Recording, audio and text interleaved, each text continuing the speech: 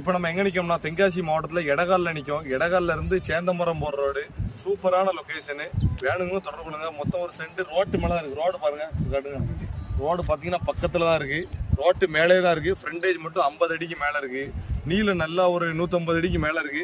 சூப்பரான location. 30 send. ஒரு சென்ட்டுக்கு 1,60,60,000 சொல்லாங்க.